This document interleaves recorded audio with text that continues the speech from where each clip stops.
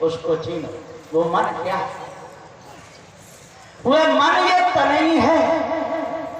टीका में सदगुरु श्री पूरन साहब जी कहते हैं, तन सो मन और मन सो तन। तन मन से भिन्न नहीं और मन तन से भिन्न। तन मन एक हुए रहे तब हंस कवि। लोग कहते हैं कि नहीं, मन तो अलग है, इस तन से मन कोई अलग। यदि अलग कहोगे तो यहां तीन हो जाएंगे, जीव, तन और मन। लेकिन जो सूक्ष्म मन है वो भी वस्तु है, स्थूल भी वस्तु है और सूक्ष्म भी वस्तु है। इसलिए मन ये तन है। और जो कल्पना की है ईश्वर की, ब्रह्म की, परमात्मा की, जीव की, शिव की, आत्म की, जो भी कल्पना की है, तो सदगुरु श्री राम शर्मा साहब जी इसके निर्णय में कहते हैं कि ये सब धोखा है। भूल को मिटाते नहीं, भूल में सब जाए। धोखे को त्यागते नहीं, धोखे में सब जाए। पूज पूज पत्थर को आंसू बहारे और ब्रह्म का है नहीं ताए ढूंढने जा। कहां पर? सदगुरु श्री राम स्वरूप साहब जी पुकार के कहते हैं, जिसको तू ढूंढ रहा है, जिसको तू ढूंढ रहा है वो तेरी कल्पना है, वो है नहीं। और कोई कोई कहते हैं जिसको तू ढूंढ रहा है वो तू ही है। अब बता, जिसको तू ढूंढ रहा है ना कल्पना, वो तू है। क्या जीव कल्पना है?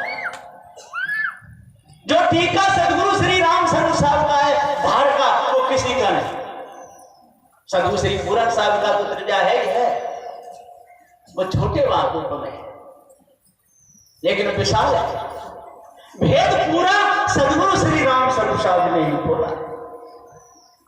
लोग कहते हैं नहीं वाणी कुछ उसकी कड़क है, कड़क।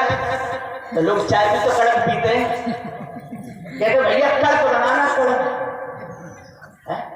जब कड़क चाय पिएगा तब उसे मजा आता है। तो सदगुरुदेव जी पुकार के समझाते हुए कहते हैं, ये पारक सिद्धांत कोई कड़क नहीं है, ये तो इन मायावी गुरबा लोगों का सिद्धांत है। ईश्वर का जन्म बताया है, ईश्वर का जन्म और मरण होता है। नित्यानंद स्वामी जी कहते हैं अपनी प्रसन्नोत्तरी वाटिका में, क्या कहते हैं कि जीव ईश्वर का अंश है और ईश्वर का जन्म होता है और ईश्वर में जीव मिलता है, तब ये जीव वो ईश्वर जीव को लेकर के आत्मा में लीन हो जाता है। उसका कभी जन्म मरण नहीं होता। शिष्य प्रसन्न क्यों नहीं होता? कि वो जीव का त्यों बराबर है। जब जीव का त्यों बराबर है तो उसमें जाके लीन कैसे होगा? कभी नहीं होगा। इसलिए सदगुरु श्री कबीर साहब जी का जो विचार है वो धार है, जो खाड़े की धार। सदगुरु श्री कबीर साहब ने कोई कसर नहीं रखी, मूल में ही टीका है। और आर पार का दर्शन सदगुरु श्री पूरन साहब जी ने करा दिया और रहा बच्चा पूरा भेद सदगुरु श्री राम स्वरूप साहब ने खोल दिया। कोई कसर नहीं छोड़ी। लेकिन इस संसार में लोग कैसे हैं पता है? एक गांव था, उस गांव में एक पंडित जी रहते थे और पंडित जी अनपढ़ थे, अंगूठा टेक।